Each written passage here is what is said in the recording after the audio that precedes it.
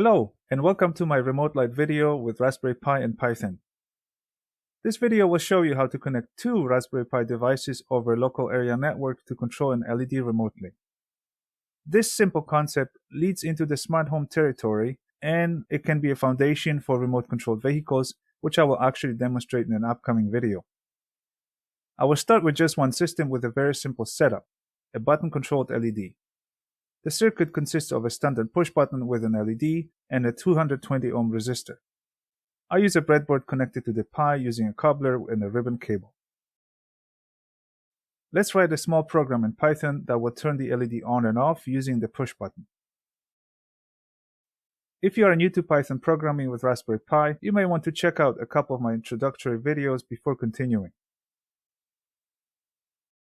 Here's the setup in action. The LED state is toggled with every button press. A remote-controlled version of this setup requires a second Raspberry Pi with its own breadboard, where the LED will be moved to the second breadboard. The secondary, or otherwise remote system, needs to be configured for remote GPIO access. This is a setting changed using the Raspberry config program. Let me do this right now.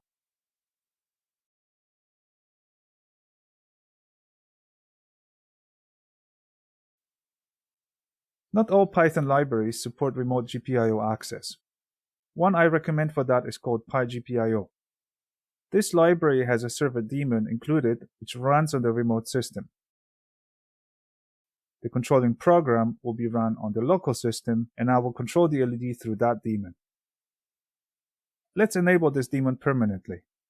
This needs to be done only once, and after this is configured, this service will be started automatically whenever the remote system boots. I can now go ahead and connect the breadboard to the remote system, and that concludes the setup on the receiving end. The rest of the work will be performed on the local system. The GPIO0 library is actually an overlay over a number of lower-level libraries, and it includes access to PyGPIO.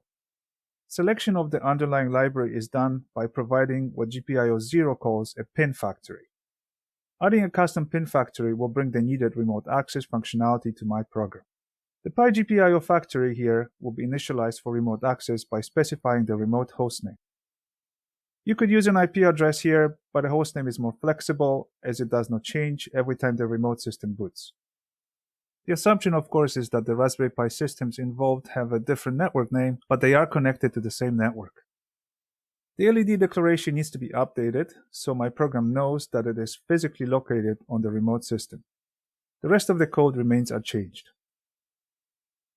Let's give it a go. As you can see, the remote access concept is super simple. This makes it extremely powerful, as virtually any project that can be coded using Python can be adapted to work over network. You are not limited to LEDs at all. You can get sensor readings, control motors, etc. A better light control would include a dimming capability. This will call for adding a potentiometer and an analog-to-digital converter to interface that potentiometer with the local system. You can use any analog-to-digital converter chip you have. GPIO0 library has direct support for the MCP3000 family of chips, and this is what I will use here. The MCP3002 chip is a 2-channel 10-bit converter, which will work very well with an LED dimming setup. Note that all changes are done on the local system and the remote system is unchanged. The MCP3002 chip uses the SPI protocol, which is enabled using the Raspberry config program.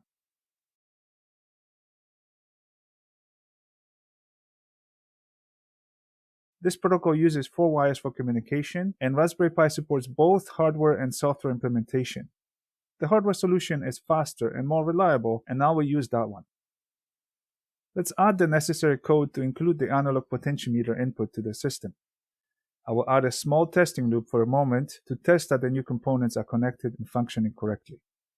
This loop will display the potentiometer position as a float value between 0 and 1, 10 times a second.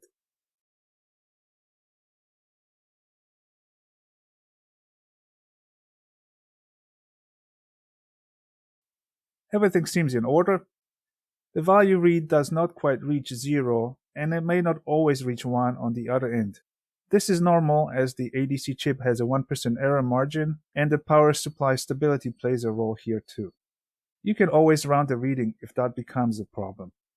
Once you successfully test your circuit, you can go ahead and delete this loop from your program as it will not be used afterwards. The analog input will be tied to the LED using GPIO0 source value mechanism, where the LED itself will automatically communicate with the ADC chip, matching its brightness to the potentiometer position. This is a very efficient multi-threaded model, but if you are concerned about system load or network traffic, you can modify the default 1 millisecond communications interval. I will set mine to 2 milliseconds, which means that the LED brightness will be updated 50 times a second. Let's have a look at the new setup in action.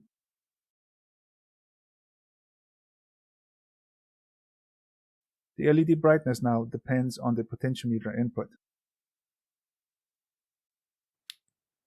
The button appears to be broken now. It actually still works, and the LED toggles when I press the button, but the LED is immediately reset as it's updated 50 times a second automatically. In order to have both switch control and dimming, I need to add a bit more code. The existing LED toggle needs to be replaced with a function which will not just simply toggle the LED, but control the LED on-off state by enabling and disabling the ongoing dimming process. The source delay can stay where it is, as it will not change while the program runs. This function will be called with every button press and will alternately turn the LED on and off, but now the dimming will not interfere with the switching operation. The LED will have brightness matching the potentiometer when it's turned on.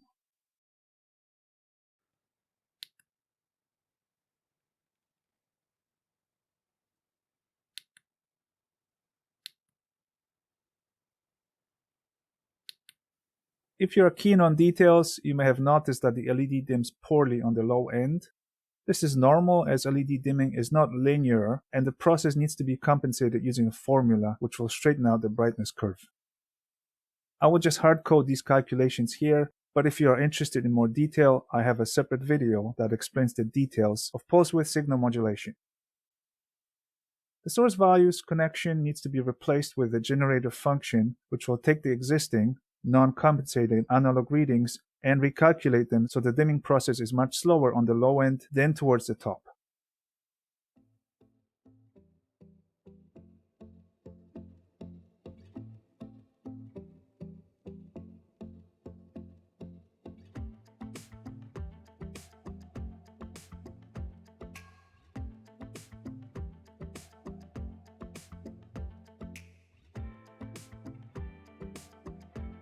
That's all for this tutorial. Stay tuned for a follow-up video where I will show you how to control motors remotely using a joystick, so you can build your own remote-controlled vehicle. Thanks for watching.